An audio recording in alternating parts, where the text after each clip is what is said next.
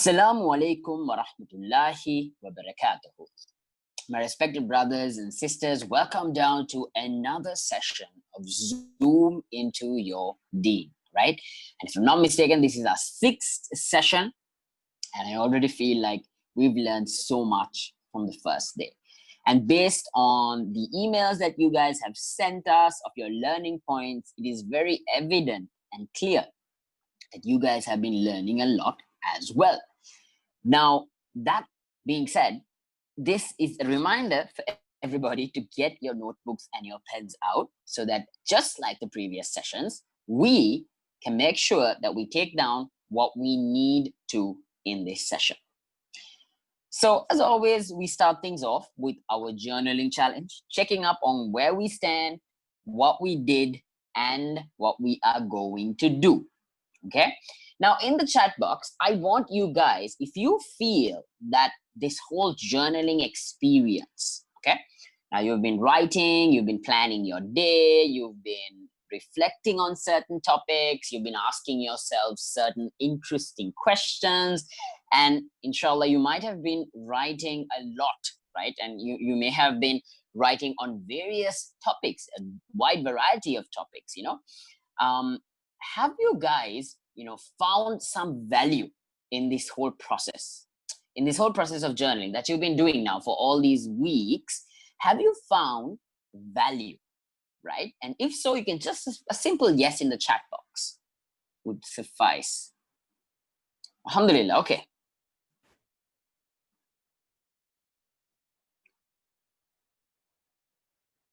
Right, okay, so you guys have found value, mashallah. That is good.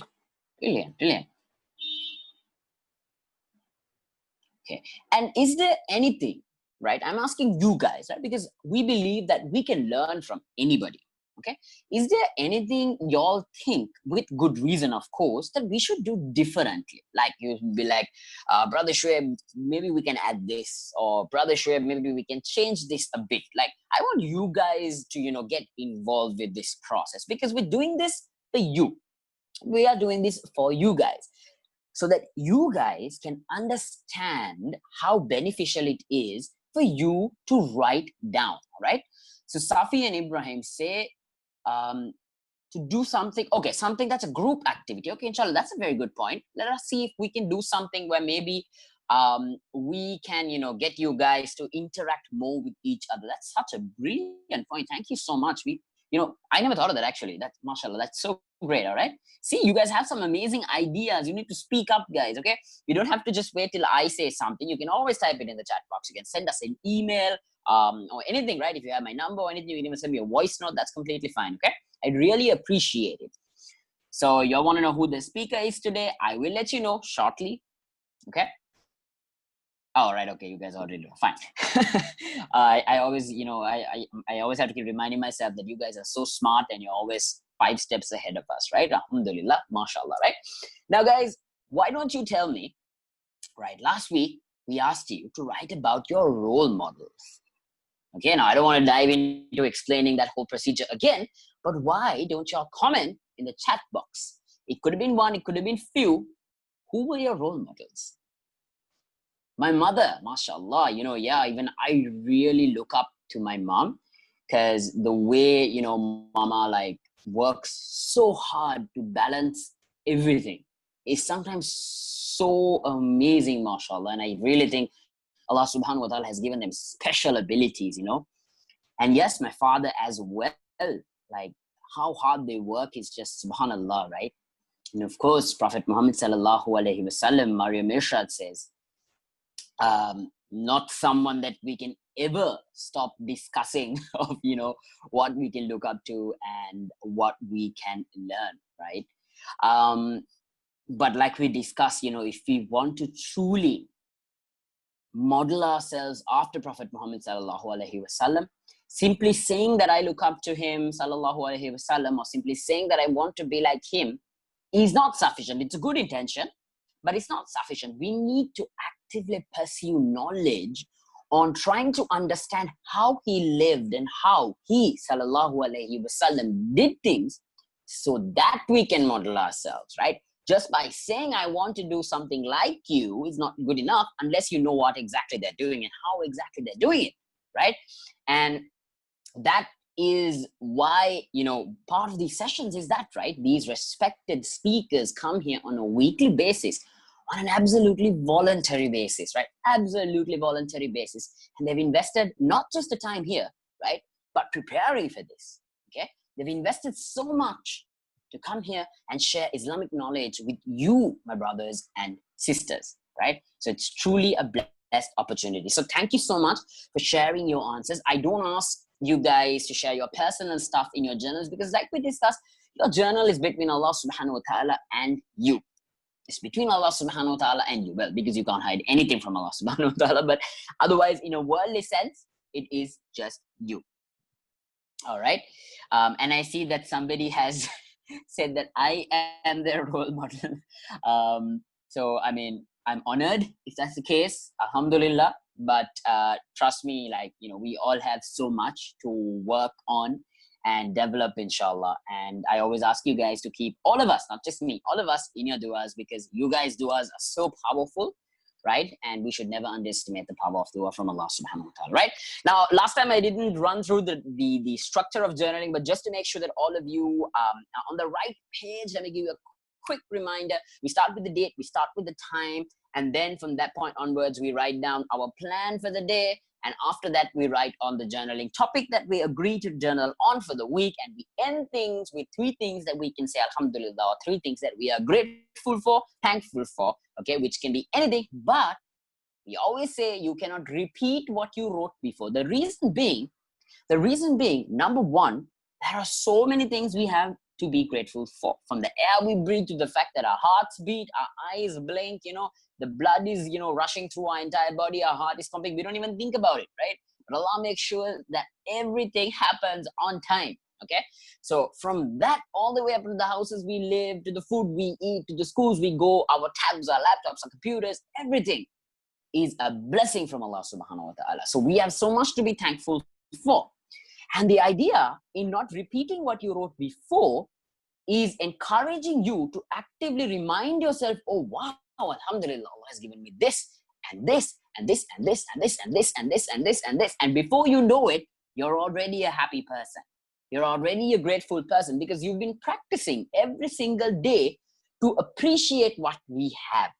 Right? To appreciate what we have. And then when we see another, a fellow brother, a fellow sister, a fellow creation of Allah subhanahu wa ta'ala, who is not doing as comfortable as we are, you know, not doing as well as we are in a worldly sense, we find it in our hearts to help them because we say, Allah has given me so much. Let me share this with them.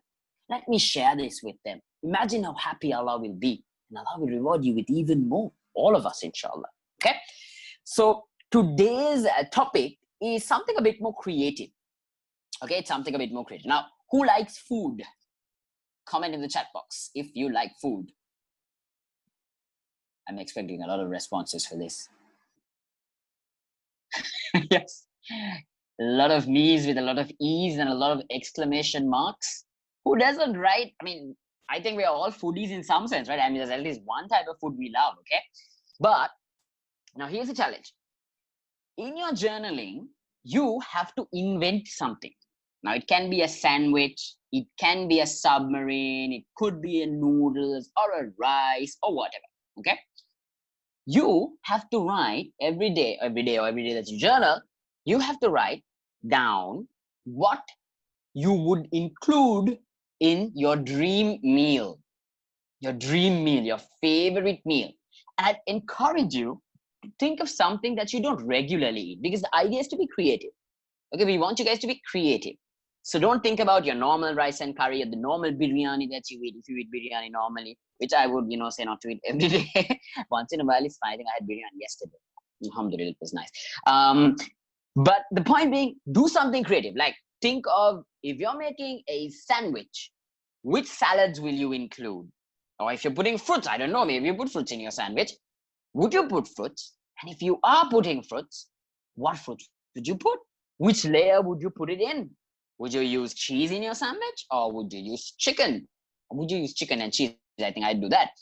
what would you do? It's totally up to you. I saw someone saying chocolate fountain. Well, if you think you're going to eat chicken with bread and chocolate fountain, well, I'd question it, but then it's your journal and it's your sandwich, so you have the freedom to make whatever you want. And that's the beauty of this, right? You guys can be as creative as you want. You can put whatever you want, but it has to be something you eat, huh? Right? You can't put something there. It has to be something you eat. Okay. So that's what you guys have to do this time. And I want you to be creative, right? Food is a blessing from Allah subhanahu wa ta'ala. And there's nothing wrong, right? There is nothing wrong in us enjoying food. The problem is when we overeat, right? When we overeat and when we become greedy for food and when we waste food. That's the problem. There is nothing wrong in enjoying food. Allah has given this for us to feed our bodies, for us to take care of our bodies, and for us to enjoy as well, right? So that's your challenge for this time. Now, our guest speaker is already on board and it's time up for me to hand over the controls. So let me introduce him. Now, I know you guys are so smart, you already know, but I have to introduce him, okay?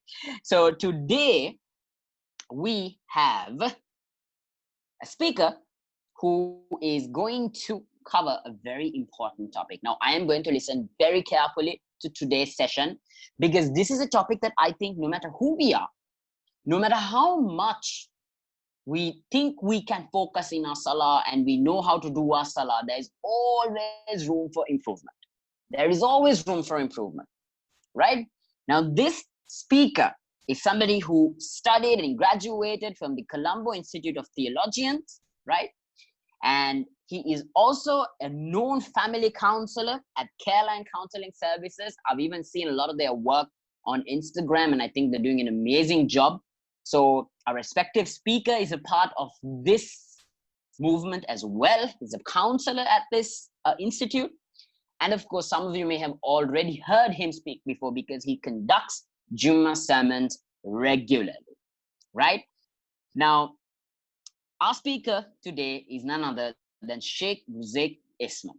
Okay, so I am now going to find Sheikh Ruzaik Ismat on my chat, of course, not in person, and try to make him the host so that I can hand over. Okay, I located Sheikh. That's brilliant. And now I need to figure out, okay.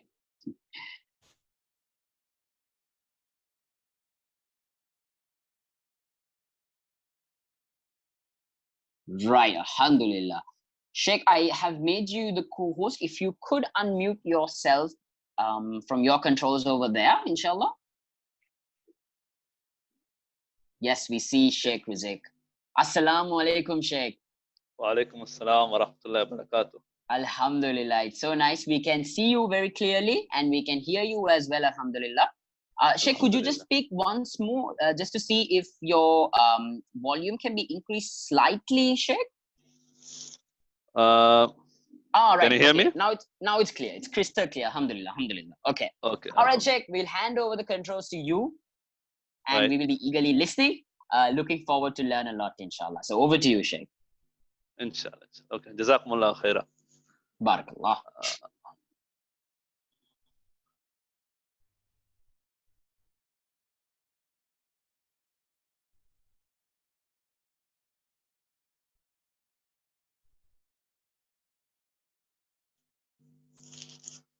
بسم الله الرحمن الرحيم نحمده ونصلي على رسوله الكريم وبعد سبحانك لا علم لنا إلا ما علمتنا إنك أنت العليم الحكيم رب اشرح لي صدري ويسر لي أمري واحلل عقدة من لساني يفقهوا قولي سبحانك لا علم لنا إلا ما علمتنا إنك أنت العليم الحكيم.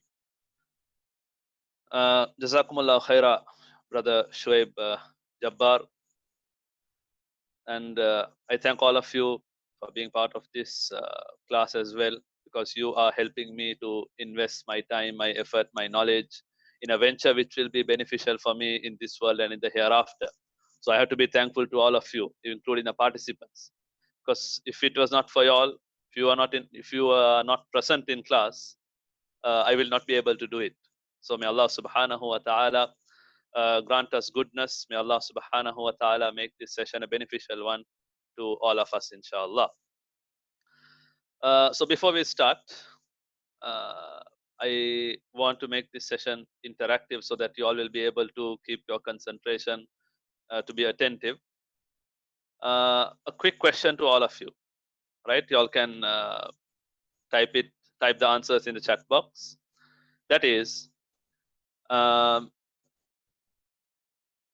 you remember a prayer in your life where you prayed and you felt a difference in you soon after prayers?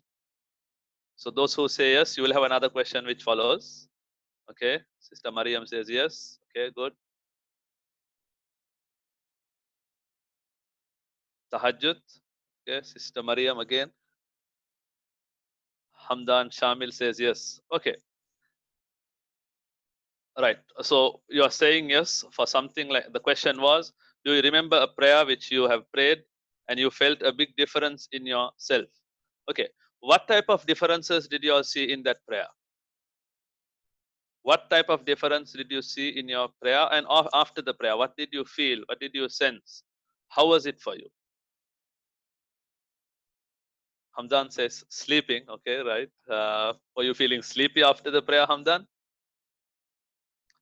Felt peaceful, felt calm. Okay, right, right. Fajr, I felt energetic. Good, good. Anyone else was feeling peaceful after the prayer? Was feeling relaxed after the prayer? Okay, right. Few more answers, inshallah, then we can go into the content.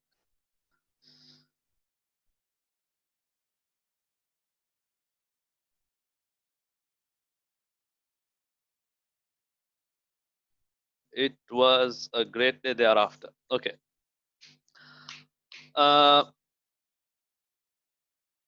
Feeling happy after the prayer. Good. Can anybody remind us, like, about the words of Nabi Sallallahu Alaihi Wasallam regarding prayer? Does anybody remember a famous hadith where Nabi Sallallahu Alaihi Wasallam expresses his feelings about prayer?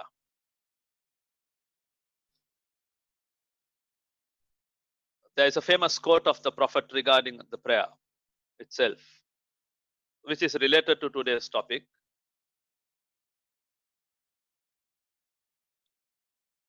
Okay, let me tell that to you all, inshallah. The hadith is, Nabi Sallallahu Alaihi Wasallam said, Qurratu aini fi salat. The coolness of my eyes lies in salah. The coolness of my eyes lies in salah. So when you look at this hadith, now most of your answers, saying that you felt calm, felt relaxed, peaceful, felt energetic, a great day thereafter. All this will be linked to something which will make you happy or which will make you glad. Sallallahu Alaihi Wasallam says that he found that in his prayer. So Alhamdulillah, some of you have also found that in your prayer. That is a big ni'mah of Allah subhanahu wa ta'ala. It's a gift. Remember, it's a gift. So keeping Nabi Sallallahu Alaihi Wasallam's hadith as the base, we will go into the discussion today, inshallah. Okay, right. So don't forget this hadith. It's a reminder to all of us. Firstly, I would like to tell this to myself as well. This topic is, it's for all. Like Brother Shoaib mentioned, it is for everyone. There is no exemption there. It includes myself as well. Just because I am going to talk to you about how to bring tranquility in prayer and khushu in prayer, that doesn't mean that my prayer is perfect. I know so many shortcomings in my prayer, and all of us have certain areas which we need to improve in our prayers. So when you start listening to the program, when you've already started to listen, alhamdulillah, keep a firm intention, and from your heart you make a dua to Allah. Ya Allah, grant me khushu in my prayers. Grant me khushu in my prayers. Ameen. May Allah subhanahu wa ta'ala make khushu a reality in our prayers. Right. So then moving on. Okay, right. When it comes to prayers, there are hundreds of hadiths available. If you go on Google and search, you will come across hundreds of hadiths, and I am not here to mention all of them, right? Uh, but I will mention a few hadiths so that those have to be, stored into our permanent memory, inshallah. It should go deep down into our hearts. It should be engraved into our hearts so that next time when we pray, these ahadis, these sayings of the Prophet are going to help us to be concentrating in our prayers, right?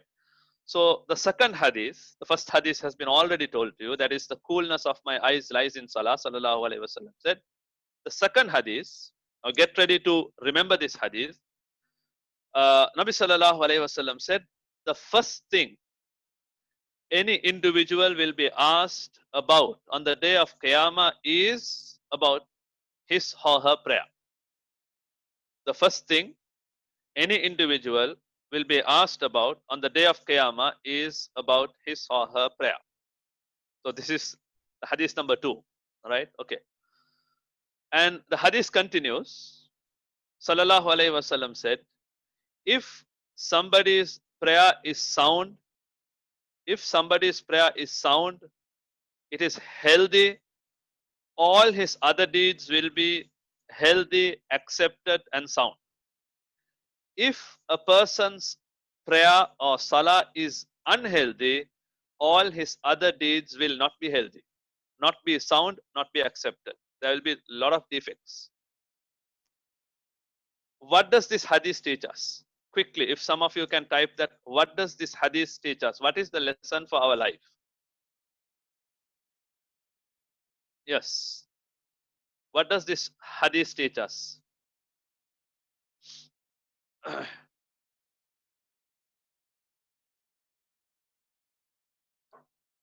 Tell us a lesson you learned from this hadith. Yes. That is a text of that is a text. Now I want a commentary from your end. Based on what I said, what did you understand, and what is the lesson you can derive for life? Just one lesson is enough. Yes. We must have khushu. Okay, anybody else? Very good. Pray with khushu. Okay.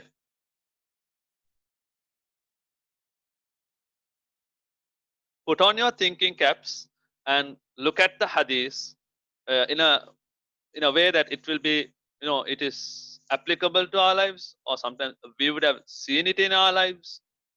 I will repeat the hadith again. The first thing which Allah subhanahu wa ta'ala would question a person is about that individual's prayer. If the prayer is sound, all other things will be sound. If the prayer is not sound, everything else will not be sound. Okay, I'm getting the answers directly connected to the topic. The brothers are mentioning about khushu. Yes, it is very good. Attention to Allah on salat. Okay, let me simplify it for you. The hadith teaches us that our actions are governed by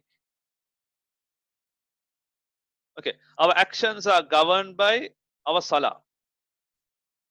All our actions are governed by our salah. So if a person's salah is sound, even in the worldly life, he will be a trustworthy person, he will be an honest person, he will be a kind person, he will be a gentle person, he will be a loving person. The moment the salah becomes perfect, the individual automatically becomes perfect. Subhanallah. You cannot see a direct connection, but still Allah has made it such. If a person is lazy in his prayer, a person doesn't perform his prayers, a person is not concentrating in his prayers, there's a chance that he can be a cheater. There's a chance that he can be a liar. There's a chance that he might not be a trustworthy person. There's a chance that he will be a very wicked person. There's a chance that he will be a jealous person. There's a chance that he will be a proud person, because his salah is not correct. Yes, Hamdan Shamil says a person can become a hypocrite if his salah is not upright. So, brothers and sisters, the second hadith for our life is that we need to remember that we will be questioned about our salah on the day of Qiyamah. And if our salah is valid, everything else is valid. If salah is not sound, Allah forbid, it shouldn't be the case. Everything else is going to be in a mess. Right? Okay. So next time when you pray, now I will just leave it to you to decide. If we are having a habit of committing the same sins frequently in life, then we need to check whether our salah is right or not. If a person is having a habit of frequently committing the same sin, maybe he's into a particular addiction, he's into a bad habit or something like that, he or she needs to question about their prayers. If a person is backbiting frequently, a person is talking bad about others, person uses abusive language, a person is cheating, things like this, that individual can pose a question to himself. I need to improve my salah. My salah is having a lot of defects. That is, my life is also full of defects. Okay. Because you cannot go to a doctor and ask him for prescriptions. Quran says, Inna salata tanha anil fahsha'i wal munkar. Indeed, salah protects you from bad actions and from bad immoral acts. So salah is a guard for us. Salah is a guard for us. And you would have come across this famous statement as well. People who are perpetual, people who are punctual, sorry, in their prayers are going to be punctual in their day-to-day life as well. Okay. So you can see how the salah is connected to our lives. So qurratu aini fi salah. This is not a lecture, this is a class. That's why I keep on repeating these things. Qurratu aini fi salat. Sallallahu Alaihi Wasallam said, the coolness of my eyes lies in salah. The second hadith is about the first question on the day of Qiyamah, which Allah subhanahu wa ta'ala will ask all of us, is about salah. And may Allah subhanahu wa ta'ala make our salah perfect and sound. Okay. So the moment your salah becomes good and perfect, remember, affairs of your worldly life is also going to become better, right? Your affairs of the worldly life is also going to become better. Let's say, now let's look at the third hadith, and then I will move on to what is khushu. Another hadith where Sallallahu Alaihi Wasallam said, Miftahul Jannati as-Salah. Miftahul Jannati as-Salah. The key to Jannah is Salah. The key to Jannah is Salah.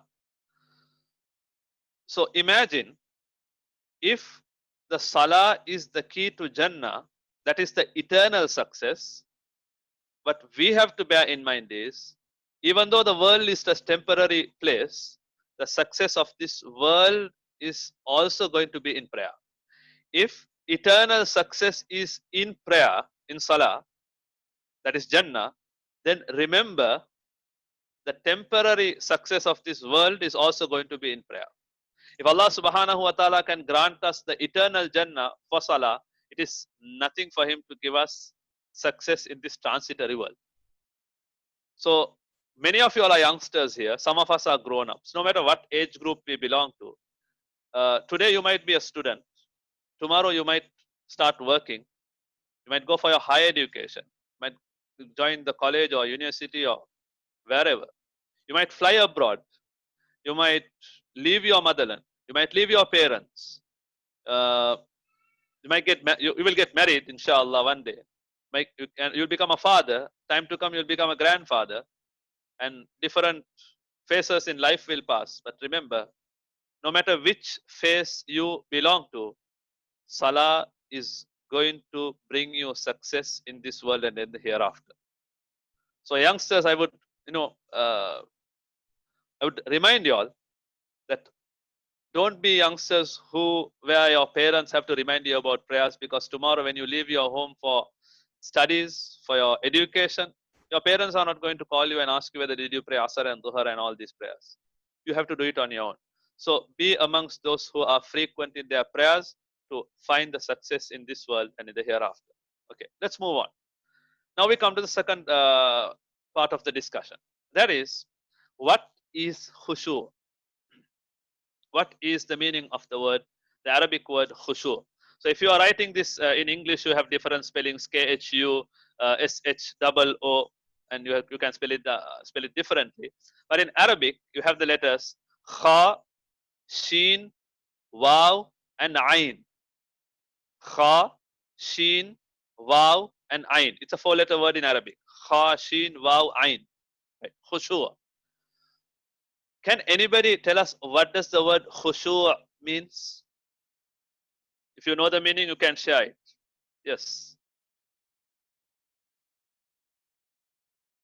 Blessing, concentration.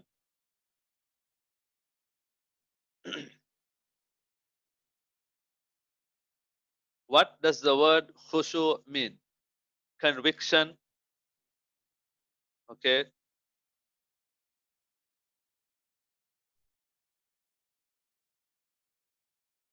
Humility. Okay, good. That answer is correct. Khushu means to pray to Allah from the depth of our heart with full attention, knowing the meaning of what we are reciting in Salah. Very good answer. It's compact, but comprehensive. A lot of meaning. Jazakallah khaira, Sister Maria. Sincerity, focus. Good. More or less, you all have covered what I was supposed to say. MashaAllah. So the students who are here, Shoaib, they are very smart. They know about what they are learning, and it's a good sign. It's a good sign. Youngsters of today knowing these little things, because sometimes when you talk to the adults, sometimes they don't know what khushu means. But Alhamdulillah, nice to see our youngsters answering these things. Focus on Salah uh, while we are as if we are talking to Allah Subhanahu wa Taala. I think that's what brother wanted to type. There's a typing error. Okay.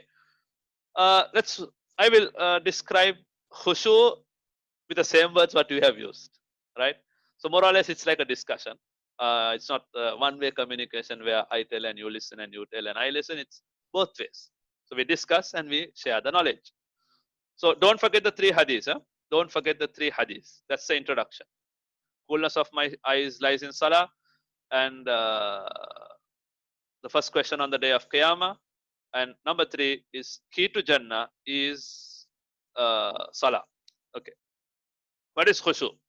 Khushu can mean focus. It can mean to focus, tranquility, right?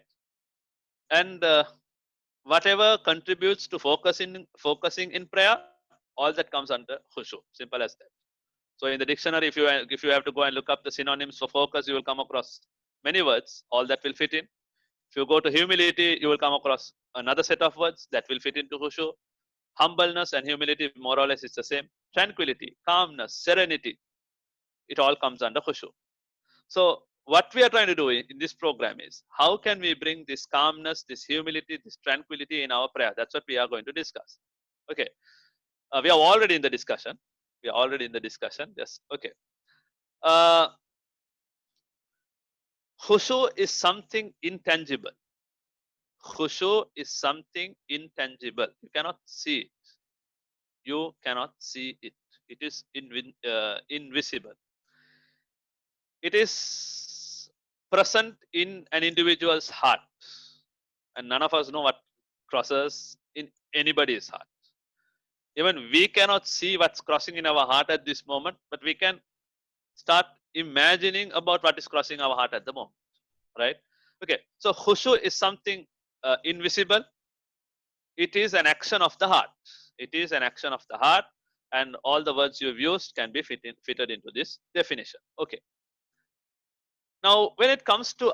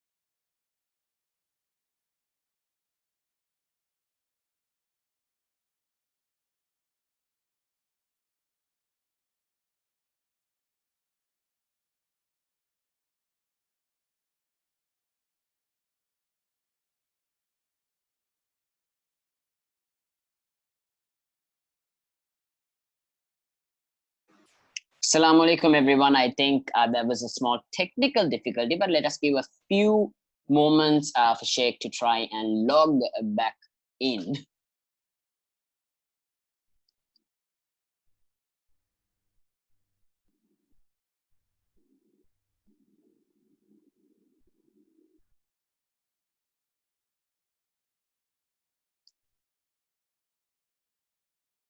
I guess it's a good opportunity for all of us to practice sabr, inshallah, and have a little bit of patience. I think Sheikh should log in time now.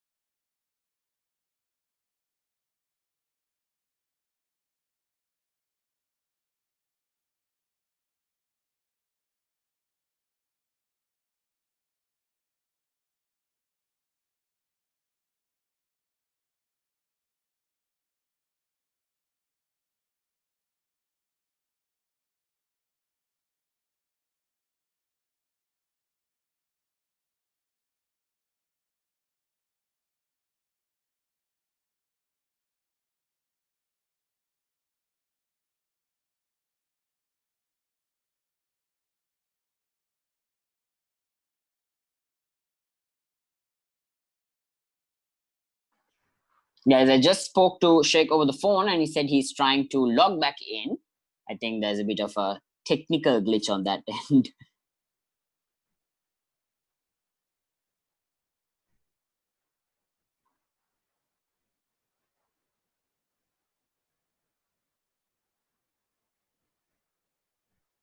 So very interesting topic indeed that Sheikh was talking about. And I think one of the main points that Sheikh made was about how Allah helps those who make an active effort to perfect their salah. Now, I guess, when it comes to people who put a genuine effort into correcting their salah and of course investing in their salah, Allah will most certainly help them be the best versions of themselves. Now, it's also important for us to understand, like Sheikh was mentioning, that it does not mean that just because somebody is a person who prays and goes to the mosque, does their salah on time, that every other aspect of their life is perfect, right? It does not mean that somebody who prays is not someone who cheats. It does not mean that somebody who prays is not someone who will tell a lie. That's not what it means. What it means is that Allah will help them, make it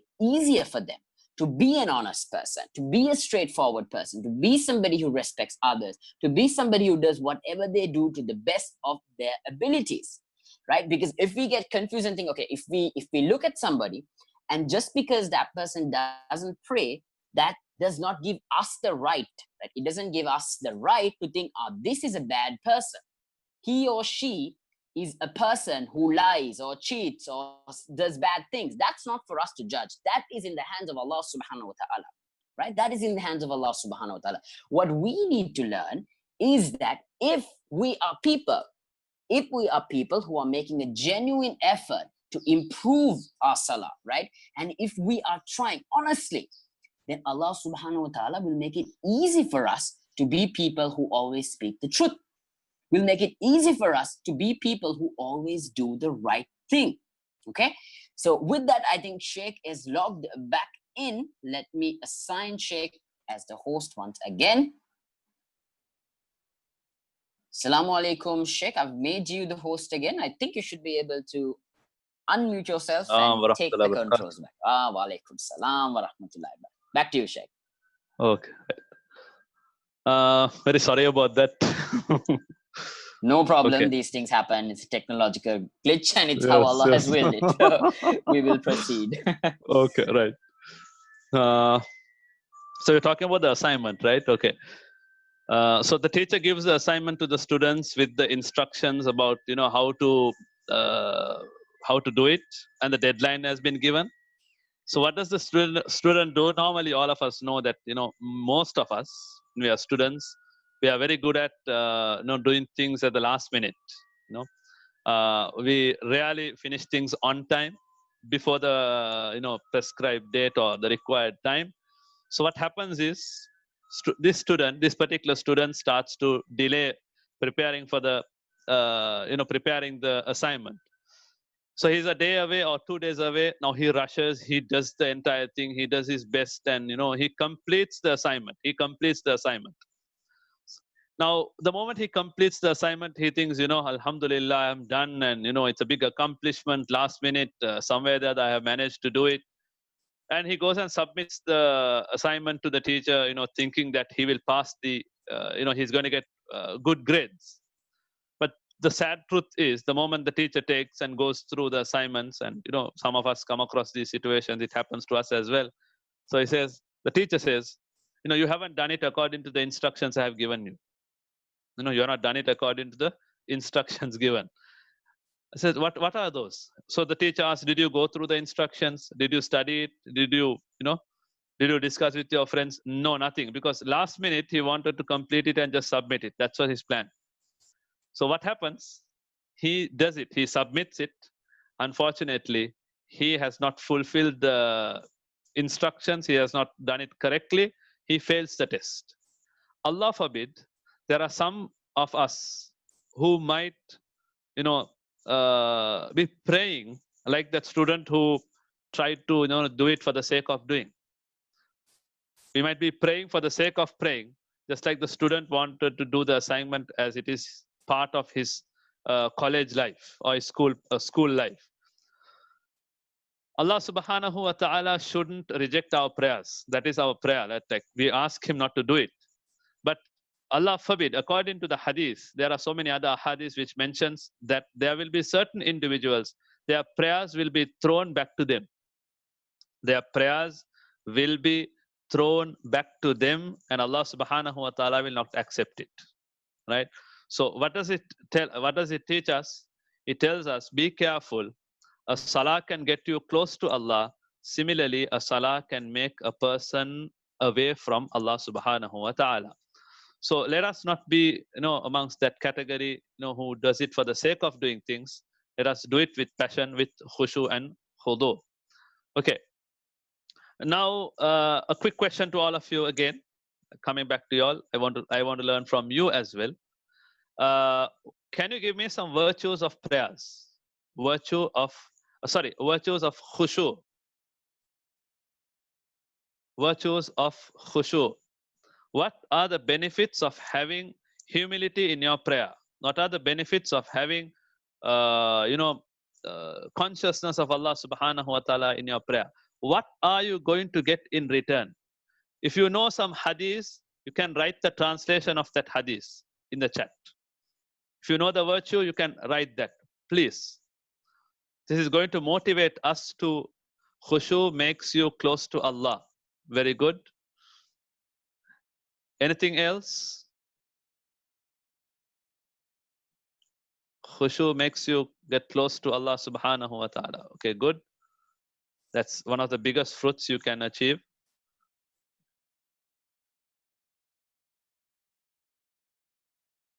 Any hadith, helps us to concentrate in everything else. Right? Okay.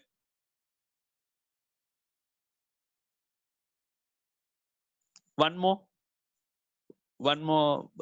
brother or sister, then I can tell you something.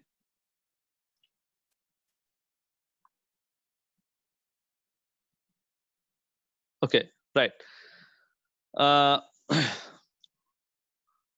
We get close to Allah. Right, okay.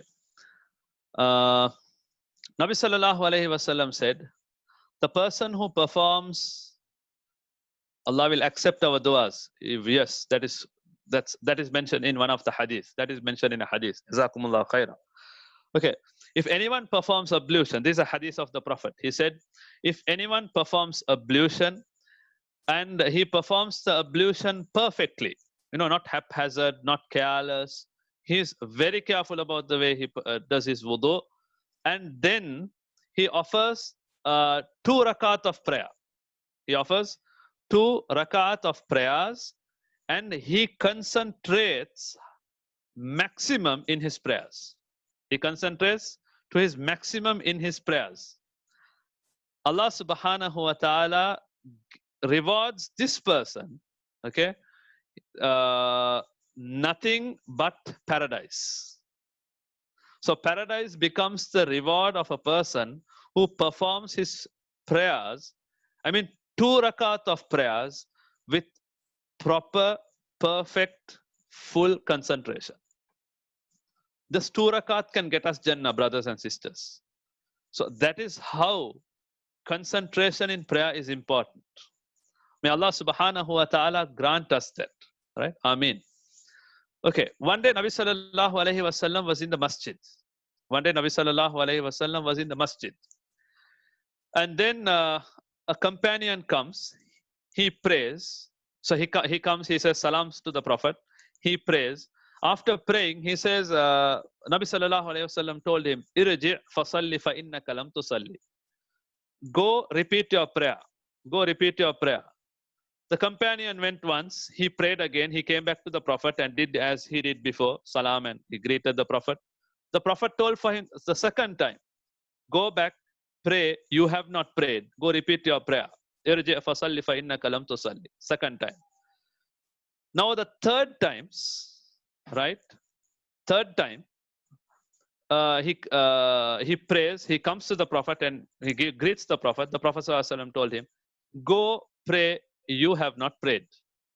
And that Sahabi, that companion, he humbles him in front of the Prophet and he says, Ya Rasulallah, I don't know a better way to pray than the ways I have been doing for the last 3 times.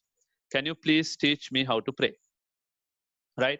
So when you look up that hadith, you will see that that hadith mentions about Sallallahu Alaihi Wasallam said, you need to have tranquility in your prayer and you have to be calm, you have to be settled, you have to be relaxed in all the pillars in the prayer. So if you say, if you are reciting Surah Al-Fatiha, you take time and recite Surah Al-Fatiha. If you go to ruku, you take your time and perform your ruku. If you say Sami Allahu liman hamida, take your time and remain in that standing posture for some time. When you do sujood, when you do the other integrals of your prayer, take time and perform that prayer. Be calm, be relaxed in your prayer. That is what gives you the best. That is what is going to give you the Jannah, is what Sallallahu Alaihi Wasallam told that Sahabi. So now you can understand the virtues of khushu. The hadith is 2 rakat of prayer with khushu, inshallah, will give us Jannah. Okay, right. Now you might think, okay, it's simple to say. It's easy to say you get Jannah for 2 rakat. But come on, how can we do it? Now that's the topic. I will just share a few points for that. Right? Firstly, for me, may Allah subhanahu wa ta'ala make me and all of you and the entire Muslim ummah amongst those who pray their salah with khushu. Ameen. So tip number one is seek Allah subhanahu wa ta'ala's help. This is number 1. Okay. Now go back to something what I mentioned little while back, right? I said that khushu is something which is an action which happens in the mind. It is not visible. It's invisible, and it is an action of the heart. It's an action of the heart. All of us agree to the fact that we are not able to control our hearts. Do you all know that? This is just a question to you all. Just better know it, that we cannot control our hearts. Allah subhanahu wa ta'ala is the one who controls our hearts. Right? Beautiful hadith, sallallahu alayhi wasallam said, the example of the heart is like a feather thrown in a desert. Open land, Sahara Desert, for example. He didn't say Sahara Desert in the hadith, but I'm just saying. the feather will twist and turn and fly and go all over the place. It'll be wandering all over the desert. It'll go to different places. It'll be stuck in a cactus, on the sand, and onto rocks, and into all over the place, all over the place. Similar is the heart of a human being. It will wander all over the place. So we don't have control over our hearts. We accept that. So we need to ask Allah subhanahu wa ta'ala to grant us this khushu in our prayers. This is number one. Right? Okay. When we ask him for khushu, we need to add something. That is, we need to acknowledge our weakness in front of Allah subhanahu wa ta'ala. We need to tell Allah subhanahu wa ta'ala our weakness. Ya Allah, when I pray, I cannot concentrate in my prayer. Ya Allah, when I pray, I think about my game which is going on in my phone. When I pray, I think about the work for tomorrow. I think about my, some cricket match you're watching online. I'm thinking about a YouTube video which I was watching some time back. Ya Allah, I'm finding it difficult to concentrate in my prayer. Please help me. Put forward your weakness to him. Allah will surely open a door for you. There's no doubt about that. Quran says, the one who strives in the path of Allah, Allah will open doors for them. So you need to strive. So when the initial stages of striving is, you ask Allah subhanahu wa ta'ala dua, and you put forward your weakness. This is tip number one. Let's move to the second one. When it comes to the second point, outside your prayer, make effort to live a life with the conscious of Allah subhanahu wa ta'ala. So be conscious of Allah, not only in your prayer, also be conscious about him out of the prayer. Now it's like this.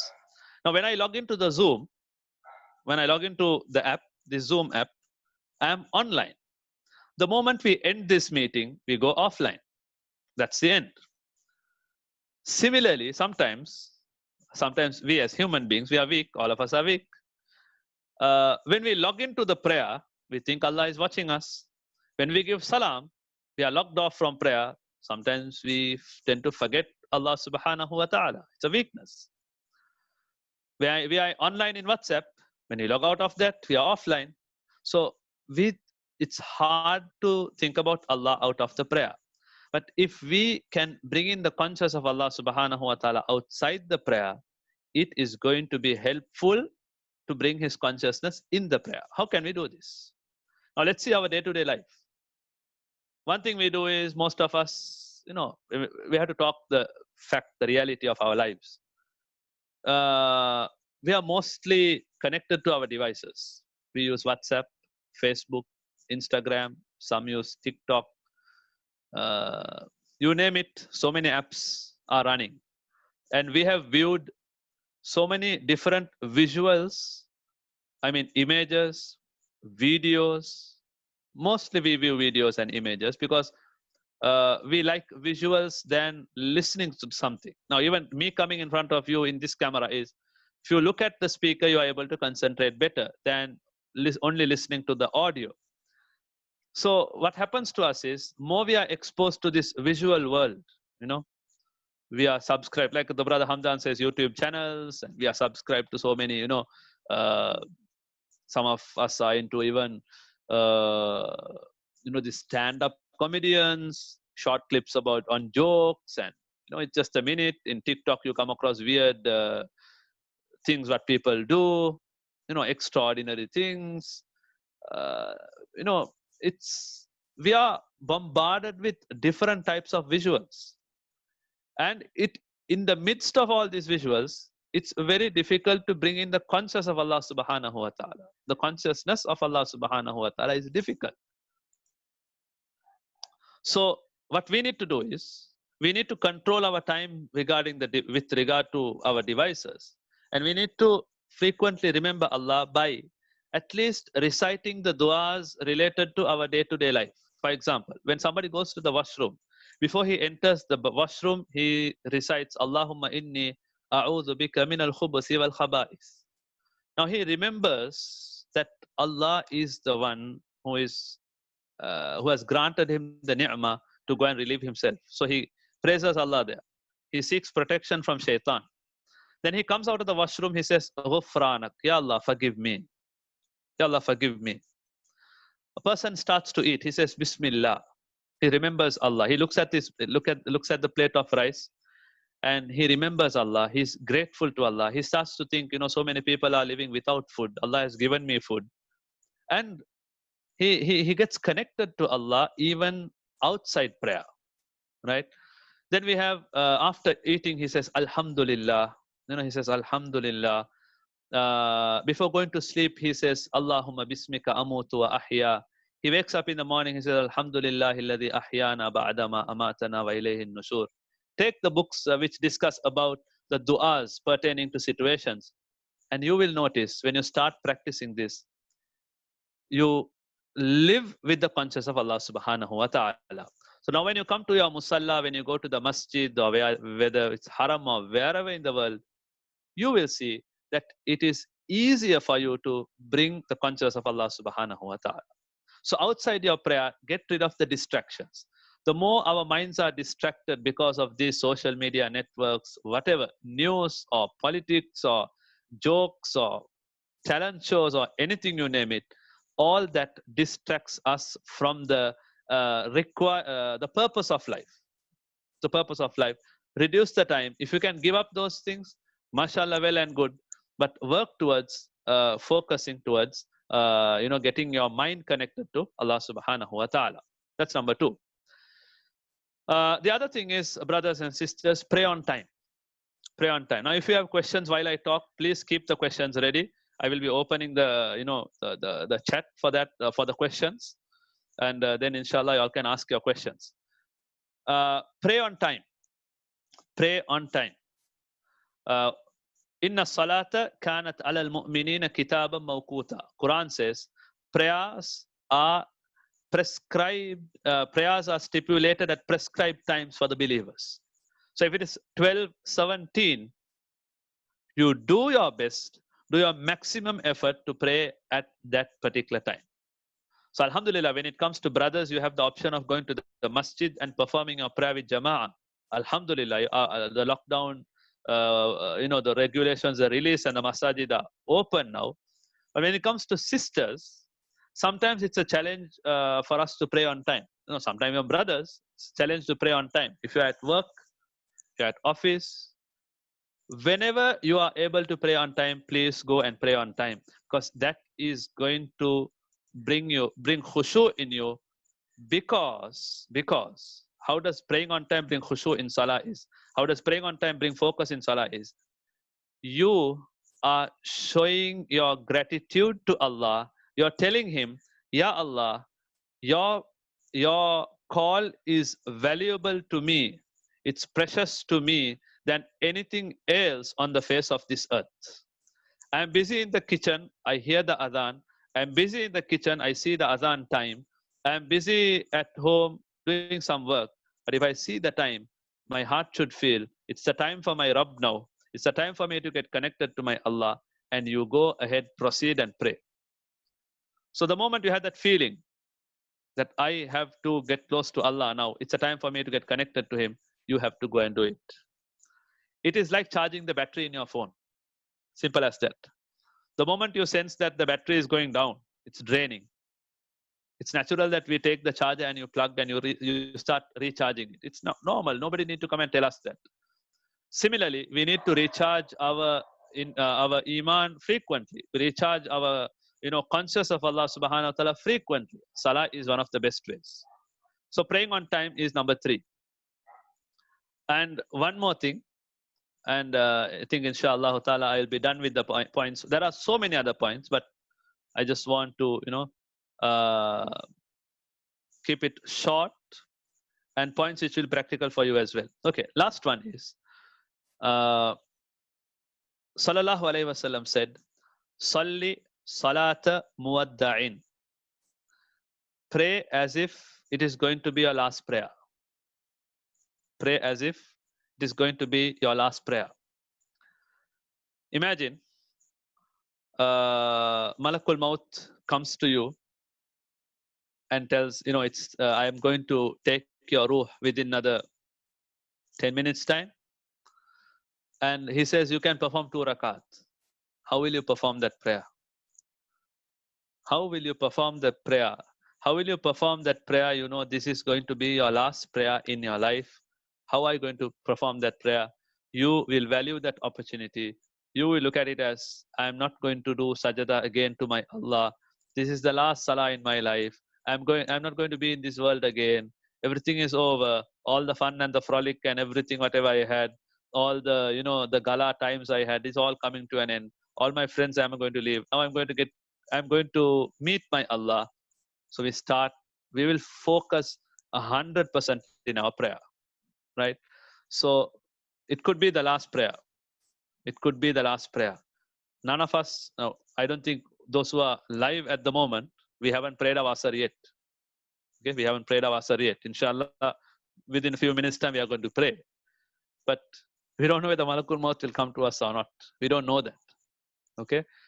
What I'm trying to say is, praying on time and not delaying the prayer, you get focus, you can remember Allah. Similarly, if you have the habit of, develop the, it could be the last prayer, you bring this consciousness into your mind. That's very important. And finally, I will tell you one point, and I'll wrap up the session. That is, after your prayers, sit in your musalla, in the place where you prayed for a few minutes. Don't take your mobile phone out. Don't check for messages. Don't answer calls. Don't do anything with that device which is inside your pocket. Assalamu alaikum wa rahmatullah. Assalamu alaikum wa rahmatullah. Sit and spend few minutes doing the zikr which Sallallahu Alaihi Wasallam has taught us. Just do that. Subhanallah 33 times. Alhamdulillah 33 times. Allahu Akbar 34 times. Sometimes youngsters come to me for anger management therapy. There are so many different techniques to control your anger. Some of them will say count backwards. So in the sense, 10, 9, 8, 7, 6, 5, 4, 3, 2, 1, count backwards. Maybe you start counting from 1,000. So your mind will start to settle. But I would recommend those techniques as well, which are generally taught in anger management programs. As a Muslim, which brings automatically this particular action, your salah is calm and relaxed, and you do these zikrs 33, 33, 34. Over time, you will feel that you can control your mind to a certain extent. You become a very calm person. You become a very relaxed person. You become a person who is far-sighted. You become a person who is easygoing. You become a person who is gentle, because your mind is at ease. Your mind is at ease. So these three. Now, most of the time when we do these three zikrs, Subhanallah, Alhamdulillah, Allahu Akbar, even though we do it, we don't know whether we did it as we did the exact number or not. Did we do 33? Most of us will not have a clear-cut answer. We will not be confident with our answer. We might say, yeah, I think I did 33. No. We have to do it as, I am certain that I did it 33. I did 33, Alhamdulillah. And when you are doing this zikr as well, you be grateful to Allah. You be grateful to Allah subhanahu wa ta'ala. Right. Then recite Ayatul Kursi. Allahu la ilaha illa huwal hayyul qayyum. Those who haven't memorized it, please memorize it. Please memorize it. This is the 255th verse of Surah Al-Baqarah. The reward for this is, the person who recites Ayatul Kursi after Salah, and if he was to pass away before the next Salah, this person will enter Jannah. This person will enter Jannah. Subhanallah, what an opportunity. So if you recite Ayatul Kursi after Asr today, and if Allah's plan is that we have to depart today before Maghrib, Prophet ﷺ guarantees us that you will enter paradise. The hadith goes like the meaning of the hadith is the one who recites one who recites Ayatul Kursi, the only barrier between that individual and heaven is death. So the moment he dies, he has to go to death. And there are so many other virtues as well. The one who recites Ayatul Kursi after Salah, he will be protected from all evil. Shaitan, jinn, calamities, misfortunes, evil eye, all these things will not affect the person who recites Ayatul Kursi after Salah. So brothers and sisters, the topic for today, the khushu in Salah, I have mentioned to you a few. Number one was asking Allah subhanahu wa ta'ala's help to bring that khushu into your heart. Number two is your life outside Salah. The visuals what we see, the videos what we watch, pictures what we see in whatever platform you are in. It is diverting our attention from our Creator. Come out of it. Reduce the time. Manage that and get connected to Allah subhanahu wa ta'ala. Number three was praying on time. Praying on time. And the final thing was consider this to be your last prayer whenever you pray a Salah. One day, obviously, it is going to be our last prayer. None of us are going to live here forever. But we don't know which one is our last prayer. And number five was make sure you recite the basic azkar after prayer. Sit after you pray and just start thinking about yourself. To wrap up, to conclude this session, and then I will open up the questions. Don't lose hope. Don't lose hope. I have been praying. I can't concentrate. I can't get the remembrance of Allah. I can't get His consciousness. Don't lose hope. Shaitan is the one who makes us feel that way. Don't lose hope. It will not work at the first time. It's not going to work at times. You have to keep on trying. Keep on trying. Some of you guys would have gone to gym. Some of you, we do different things. The first day a person goes to gym, he doesn't get a six-packs. First time a person goes to gym, he doesn't get his biceps and triceps the way he wants. He needs to practice and practice and practice. He needs to go train. That requires a lot of hard, a lot of straining. He has to strive hard. A lot of sweat, a lot of blood. You have to burn calories. Similarly, if you want to bring the consciousness of Allah in your life, in your prayer, you have to give it time, but make sure you work for it. Make sure you work for it and never be a person who says, we are humans. We cannot bring His consciousness. Allah will forgive us. Allah will excuse us. Don't be amongst that category because that is the attitude of a lazy person. Productive youth, productive Muslims will not be like that. We are the ones who will work for it. We will do our best. We will leave the results in the hands of Allah. May Allah subhanahu wa ta'ala make us amongst those who have consciousness in our prayer. May our prayers get us connected to Him. May Allah subhanahu wa ta'ala grant us the coolness in our eyes, coolness to our eyes in our prayers. So there are a few questions. Okay. Okay, first question was, okay, there was a reminder. Brother Sheikh, can you remind the hadith, what you mentioned? Okay, the first hadith was, okay, let's do it with the class itself. Who can remind us about the hadith? So there's a brother who asked, what are the 3 hadiths you told us in the beginning? Very good, brother, for asking that question. I'm very happy about that because sometimes we feel bad to ask about something what has happened in the class because others might feel odd. Yes, if anybody can answer this, the 3 hadiths, a quick wrap up about on the session, inshallah. Yes, the first hadith. You need not write the entire hadith. A keyword is enough, inshallah. Then I will tell it verbally. First hadith is the coolness to our eyes. Sallallahu Alaihi Wasallam said, the coolness of my eyes lies in salah. Very good, brother. Jazakumullah khaira ikrima. The second hadith, few words are enough, inshallah. Few words.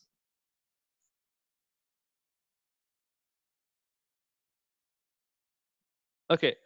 The key to Jannah is salah. Key to Jannah is salah. Again, ikrima. MashaAllah. MashaAllah. Key to heaven is salah. Okay, that was the third hadith I mentioned. What was the second hadith? What was the second hadith? I told you something about salah governs our actions. Now do you all remember? Yes, somebody? I've given you a clue. I've given you a clue. Our salah governs all our actions. Yes, someone? Yes, very good. Very good. First thing, question on the day of judgment is about our salah. Jazakumullah khaira, Sister Amina. Okay. Okay, any questions? There was another question. Let me see. Can we recite the supplications after salah from our phone? Yes. Yes, you can do it. You can do it. But there is, this is something what I learned from an elderly person. There are some people who use. There are people who use a mobile phone to check their time, check the time, and they don't wear a wristwatch, right?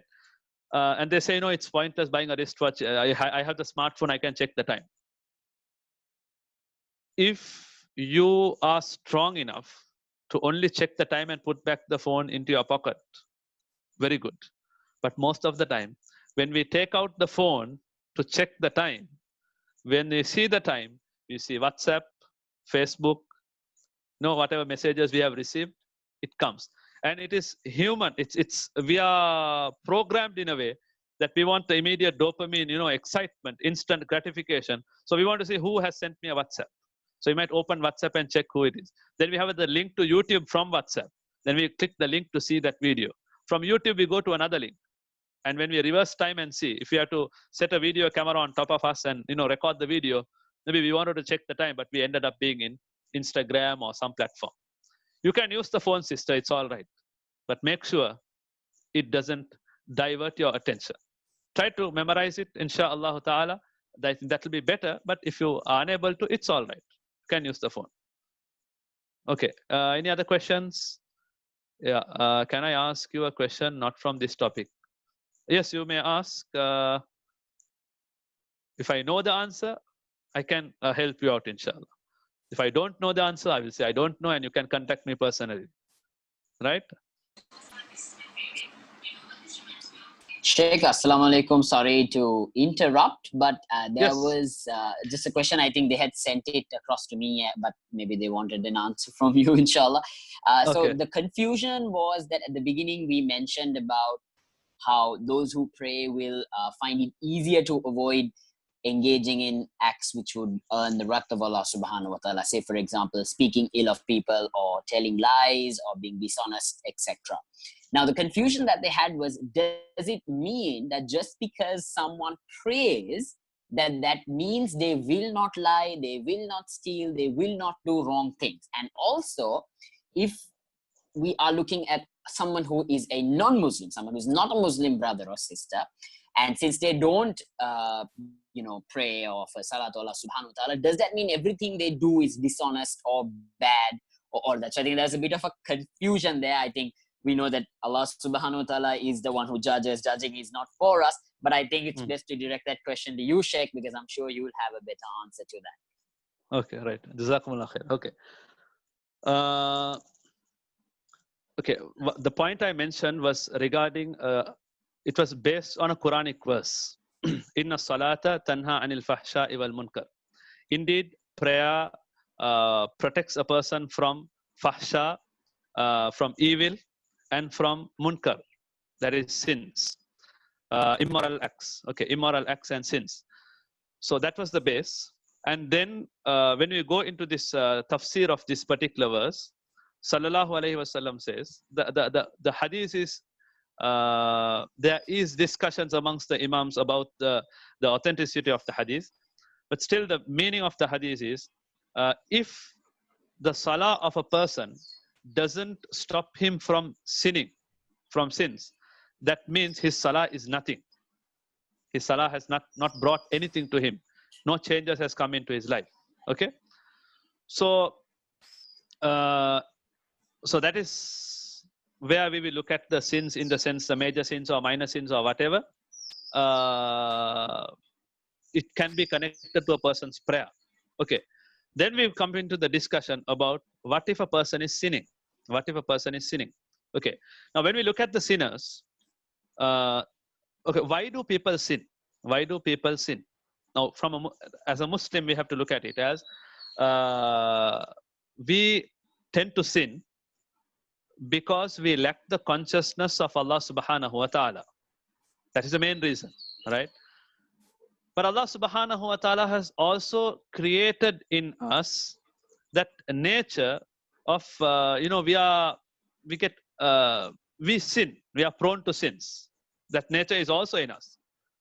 So the difference is the person who performs the prayer, I'm not saying that he will become a sinless person. This person will be the person who is vigilant in his prayers. Even if he sins, even if he has to sin, he will feel guilty about the sin he has committed, and he will immediately try to rectify the relationship, he will try to mend up the relationship he has with Allah subhanahu wa ta'ala. So that alarm works in a person who is conscious in his prayers.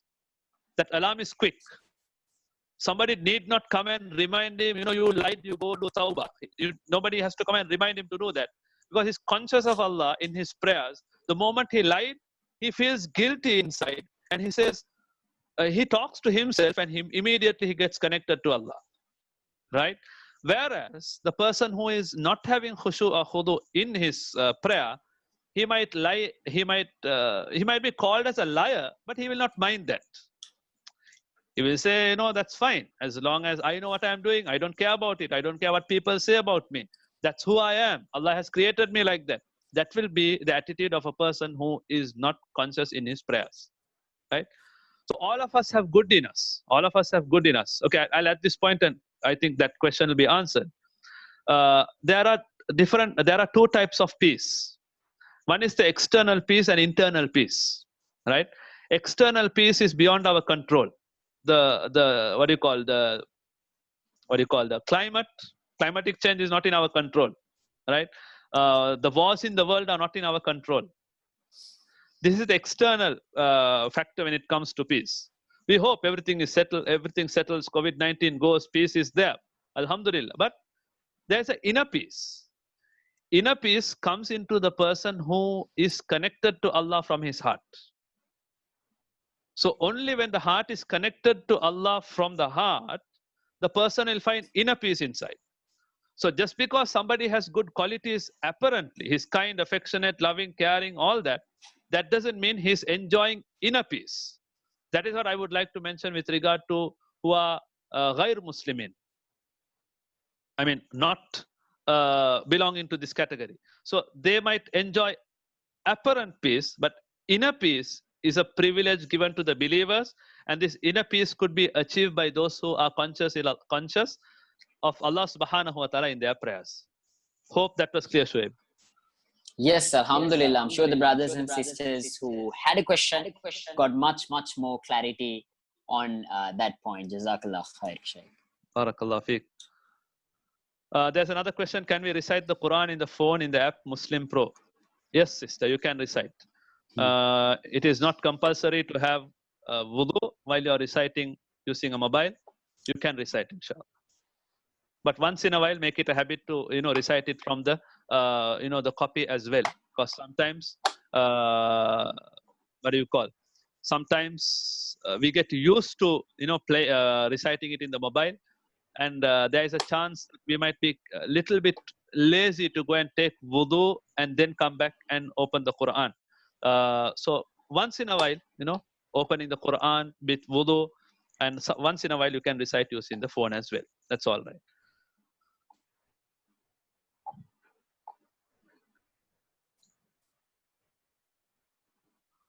Okay, there's a question sent privately by somebody. It says, can we play Ludo or any dice games? Okay. This question particularly, I know it's a question which many youngsters have today, right? But many youngsters have asked me this question as well. I think even most of you guys who are on this platform would have asked this question, and you would have found the answers to this question. Personally, this is my personal opinion on this. I don't impose it on anyone. Firstly, I would like to say there are two opinions on this. There's a group of scholars who say don't, and another group of scholars says it's all right. And when we look at the way the discussion goes amongst the scholars, I prefer, I prefer the opinion. It is better to avoid playing the game than playing it. That's my personal opinion. But I respect the scholars who are having the other opinion as well. Based on the proof, whatever they bring forward, you can ask those scholars as well. But personally, I would say it is better to be on the safer side when it comes to things where there are a lot of controversy than fall into something which we are not certain. So if you want to play and if you are following a particular sheikh on that matter, you approach the sheikh, ask him for his proof, and you can follow him, inshallah ta'ala. But my personal opinion so far is it's better to avoid those type of games. Okay, can we do a zikr when we forget how many zikr we did? Can we do extra zikr? Yeah, at the beginning you will have to pray this. You will have to experience this, right? But get used to, don't fall into the category where, you become, you start having waswasa or OCD about the number, how much you counted. But start practicing over time, inshallah, you'll be able to count it exactly. Extra zikr is all right. When you do extra zikr, another point is don't attribute the extra zikr to the sunnah. This is from your end, you're doing something extra. Okay, anything else? Okay, there's somebody who wants to pray. Okay, go, brother, you can leave the class and you can go and pray. No issue at all.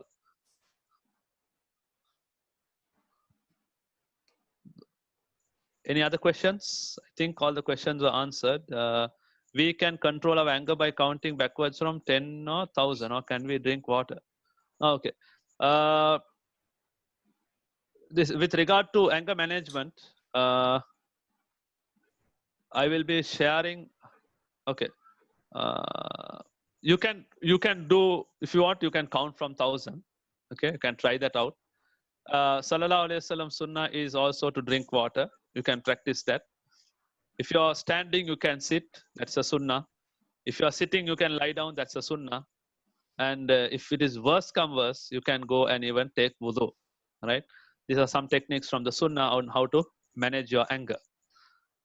Any other questions? I think we are done, Shoaib. How about educational? How about educational games like Scrabble? Scrabble, there is no, this what do you call?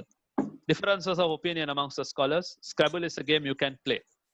You can play 100% halal. That's jais. Okay.